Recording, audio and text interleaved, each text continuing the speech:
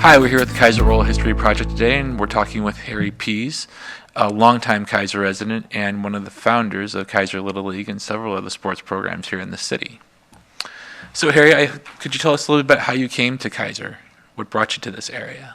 Well, when I graduated, I was looking for a teaching spot, and I signed with the Kaiser School District, actually at that time, only to find out in the summer when I was waiting to get married that Kaiser had consolidated with Salem, so I became part of the Salem school system. And at that time, I was living in Monmouth, where I'd graduated from OCE, so we lived there before we moved here to the Kaiser area. So what drew you to teaching? What, teaching? Yeah, I taught fifth grade at Cummings for 7 years, and then graduated to sixth grade for 5. And when Whitaker opened, I was hoping to get a chance to be doing some coaching. And so there was an opening at Whitaker, and so I moved there in the fall of '67. So what drew you to teaching? What interested you about being involved with kids in that aspect? Well, I received a PTA scholarship, and in those days, PTA scholarship meant you went into education. And so I followed that along. Luckily, I really enjoyed it and it worked out well. I enjoyed teaching elementary, which I started out in Kaiser in '55, and taught fifth grade for 7 years, I guess, and sixth grade for 5, and then hoping to get a chance to do some coaching and augment my income a little bit. So when Whitaker had an opening, I moved to Whitaker in fall of '67. All right. So what made you want to be a coach? What was it? Was there a coach that had a particular impact on you? That was something you wanted to? I think more than anything else, sports was an important part of my life. I really enjoyed it. I was a fine student, but if it hadn't been for sports, I was struggling. But sports gave me that extra something to look forward to at the end of the day. And so when I first got involved at Cummings, I had started an after-school activity for kids to come after school to participate and do some things. So it kind of got me started in that area. Was it just kind of like a survey sort of thing of the different sports as the year progressed, or how did that work for you? We just tried. It was basically in the fall and the spring doing it's just a kind of a recreation type thing. We would play some soccer and some football and softball, just a place for kids to have some activities. All right. And I live right across the street, so it was easy to. Yeah. So once you move over to Whitaker, how did that? Were you there when the building opened then? At Whitaker? Yes, my first year we shared the building at McNary, and then when the building opened in '68, then we moved in to the building. So how did the transition from an elementary school program to a middle school program work for you? How was it different? Well, it's different from the standard. In elementary, I would have contact with the same kids every day, and I had a classroom. In junior high at that time, I taught physical education, and so we had several classes a day, and sometimes 50, 60 kids. But I enjoyed it. The kids responded well, and I got a chance to do some coaching along the way, which augmented the experience, made it better. All right. So after you moved up from Whitaker to McNary, I know you were one of the founding coaches, maybe of what's now the Central Valley Conference. It would have been the Valley League back then. Well, when they moved the 9th grade over to the high school, I needed a fall sport to coach, and so I called McNary and Mike McGann wanted to know if I could coach soccer because they were starting a soccer program at McNary. So I'd done a little bit of work with soccer intramurals at junior high, and so I took that on, and it was again a rewarding experience. Very nice. So you were doing soccer in the fall. What did you do the rest of the year? I knew you were a PE teacher, so that was obviously part of it. How else were you involved? From a coaching standpoint, I got involved I wasn't actually at McNary. I was just still teaching at Whitaker, but I was coaching at McNary. But I did some basketball then, sophomore basketball to start with, till I dropped that program, and I moved into the girls' basketball program as an assistant coach at that point. And I'd coached for 10, 12 years at basketball at the middle school, or at the junior high at that point, before it became a middle school. Coached some track and gymnastics and volleyball. Well, back when they had gymnastics, though. So one of your side projects, I guess, was helping start Kaiser Little League. Tell me a little Well, bit about, how you saw that need developing in the Okay. community and I how need to you give some responded. background. That before Little League came into Salem, the school system operated a recreation baseball program, and I got involved in that at Kaiser in 1958. They had what they called Pee-wees, the 8 9s, and the midgets were 10 11 in the C League. That was the format. In the late 1960, early 70, the city of Salem took over that program because Kaiser was not part of the city of Salem. Our kids to be involved had to pay an extra $25 fee and go down to River Road, the park at River Road, to participate. So the Kaiser, Cummings, and Kennedy Parents Club hired me then to operate the baseball program at the old Kaiser school facility. We played there where Ross was our field. And they also hired a lady to have a craft program going. In 1970, Frank Ambrose brought Little League into Pioneer, the Waldo area, the Pioneer Little League. Then in the spring, or early spring of the following year, the Hayesville people were left out and they wanted to get something going, so they came and they wanted to start Little League. I fought it, but it didn't make any progress. So actually, I didn't help start the Kaiser Little League. If anything, I was probably wanting to let it wait for one more year because we're going to get started to get softball going. So it started. Kaiser, I believe, had its first season in 1971, and I didn't get directly involved. In fact, it's not something I even wanted to do until my daughter wanted to play Little League, and I figured if she wanted to play Little League, I was going to be involved in the process. Yeah.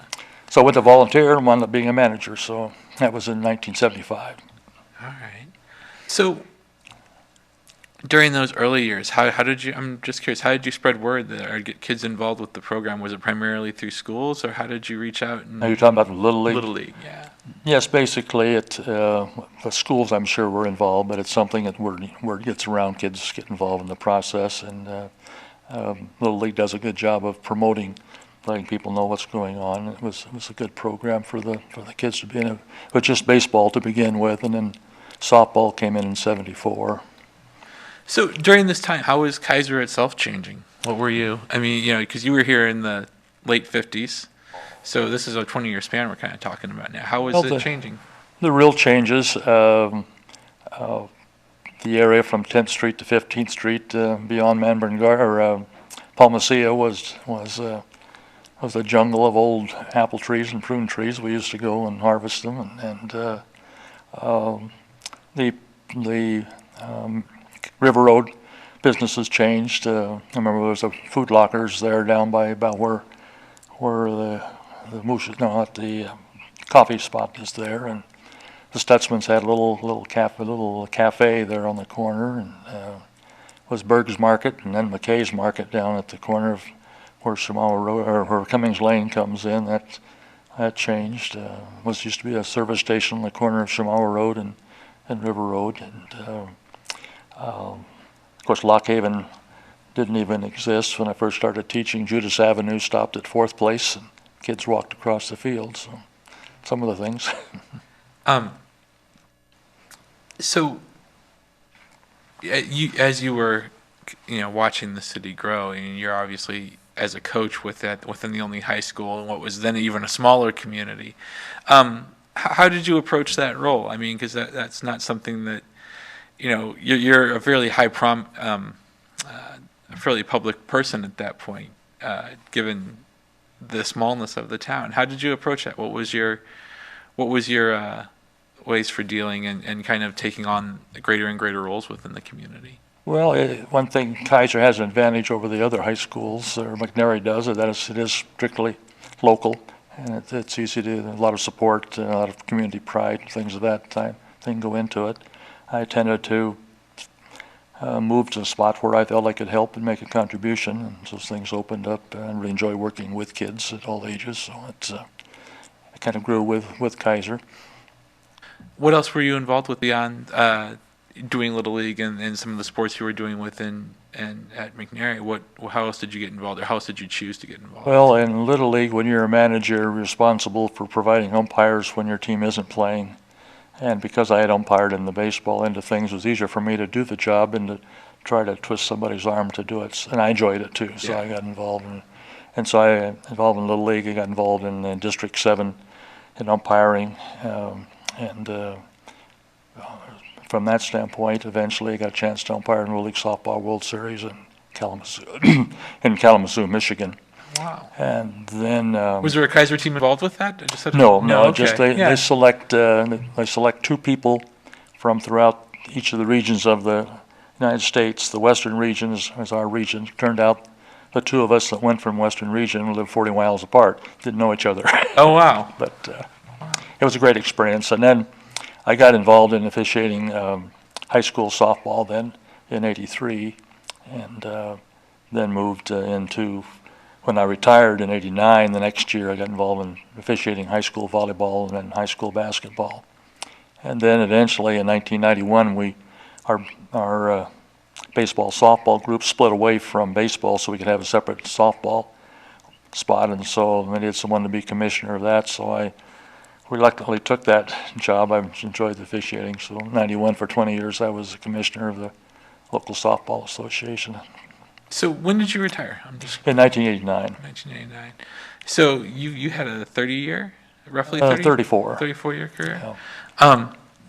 Lots of kids passing through your doorway in that amount of time. I'm curious, are there any of them that kind of left an impression on you? And you don't have to use names necessarily, but what were the special moments as far as being an educator? There were lots of good things. I really, as a physical education teacher, I had classroom aides, which assisted. Quite often you have a large class, and I really enjoyed having the ninth grade there. They provided a lot of real leadership for me at that point, and involved in coaching. I have run across kids nearly every day. I find somebody that's still here in town that I see. Of course, I have two daughters that went through school. I had a granddaughter. Now I've got two grandsons. My oldest grandson's at McNary, so I have extra contact through them. The real change, I thought, quite a bit of a change in educational process in the late 1980s, and I finally decided that it was time for me to move on to other things. And I'm not disappointed that I did. I miss it in a way, and yet I don't. Yeah, no, that makes sense. One of my standard questions for teachers is, you spend so much time in front of the class, but there are also learning opportunities for you. What did your students teach you about life, or how to approach life? Oh, I'm sure lots of kinds of things. One thing in teaching physical education, you have a different kind of contact with students than you do if you're in a classroom setting where you're dealing with a person maybe at a desk or a special deal. I think a lot of it just found that the kids growing up that age, teenagers, trying to find out where they fit into the world and trying to help them to adjust to that kind of thing. Of course, having daughters involved similar, same kind of time, kind of add another's perspective. I'm sure they taught me a lot of things I don't even realize that I received. But, So, after you retired from teaching, how did you stay involved, or how did you choose to, or did you kind of take a step back? It's okay. If you well, I say basically I got involved in officiating high school sports three seasons a year, and Little League in the summertime. So this is the first time in about 30 years I haven't had something going in the fall that I was responsible for. Yeah. It's kind of nice. How is officiating different from coaching? Oh, I think you're making a different kind of contribution. If officiating, you're helping a program to exist. It can't exist without officials, and yet you're also involved, especially with the younger kids, teaching a little bit of the sport along the way, and the contact. One thing I found real different in sports, the same rules apply to everybody. Sometimes in education didn't work out quite that way, which was frustrating to me. So in sports it was true. If it was a foul, it was a foul, or whatever it was. So what has it been like for you watching the evolution of the community here in Kaiser? Because you've gone from I'm assuming maybe a couple thousand around the 1950s, up to 36 now, and that's quite an explosion. I think one of the real changes, as it's kind of, it used to be pretty much it was Kaiser. Now the chamber and the council and so forth, they have work experiences, some of them outside of the Kaiser area, and it makes it not quite as much as a consolidated community, I guess, is what it would be otherwise. I think back in 83 when they were incorporated, you pretty well knew the council members firsthand from experiences and contacts, and it has, of course, there's always growing pains when you get a city, and when you get a city of Kaiser, it was pretty good size by the time it incorporated, so it's been a learning experience. But I still think it's a great place to live, and I have since moved away because my wife died in '04 and I remarried 2 years ago, and so I'm not a Kaiserite. I still do own a home in Kaiser, so from that standpoint, but my heart's still here. So what have we not covered, or what do you want to get covered at this point? I think you've done very well. How are we on time, Phil? Sorry to break away like that, but I don't. It's okay. I think That's why we have editors. one other thing that I did get involved with in connection, I used to provided stats to the radio station for the football and basketball. I enjoy keeping statistics and so forth, so I did that for. So that actually, I should bring this up. You were actually the first Kaiser Times sports reporter, from my understanding. That the sports page kind of grew out of a column that you wrote for there. How did you get involved with that, and what was your? Well, John Ettinger asked me if I could maybe write a column. It was a very, I'm not very proud of what the early beginnings were, but I was happy to use that when school started in the fall. It was easy to expand that and begin to write about the individual sports, because I was involved directly or indirectly, and so I really enjoyed doing that, and I like to bring as many names and so forth into it as I could, so that the kids were getting recognition. Cool. We still do that today, actually. Right, yeah, I see. But how did you approach that? Because I mean, that's not something that the coach actually often gets asked to do that sort of thing. So what was your kind of goal? I mean, obviously getting kids and faces and names were a big part of it. But Well, I had experience in college. I was the sports editor of our college newspaper for the last 3 years, so I've been a sports writer from that standpoint and interested, so it made it kind of easy to pick up on, and I had the contacts. The program was much smaller in those days too. We didn't have to have so many different sports to try to cover, so we were able to cover each one that we covered more completely. all right. Title IX, asking some questions. So how did Title IX affect sports offerings? Well, it is part of the beginning of the girls' programs being offered. As I see it, we moved into it rather nicely here in the Kaiser area. I think the community is pretty well accepted to having those programs going. And for my youngest daughter particularly, it provided her with the opportunity to be a 3-sport person, and while she was involved in sports, her grades were high as well. On that sort of Title IX sports topic, what volleyball was already kind of an established program, I understood, and this was a way to kind of break, at least in Kaiser. Yeah, volleyball and basketball both Okay. came into the Salem or the Valley League at the same time, along with softball. So it's I think something was needed to have. I think the girls, of course, again, I've had all my boys have been girls, so I've been involved in the girls' specific phase, but I've been involved in coaching and officiating from the boys' standpoint. Little League early on, we found a bit of a struggle between softball kind of horned itself in to Little League initially way from the national standpoint, and it was a little bit of a struggle to get recognition. Once you have some success, then the recognition Here. kind of comes about. When I was coaching soccer, I tried to get a chance to play on the football field rather than the soccer field, to get the fans to see some games at night, and didn't have any success. And the third year we won the league title. The next year when I went in to talk, they already had 3 games scheduled at the football field. So, but That's our great. first state playoff game, we must have had, I suppose probably 1,000 people. Wow.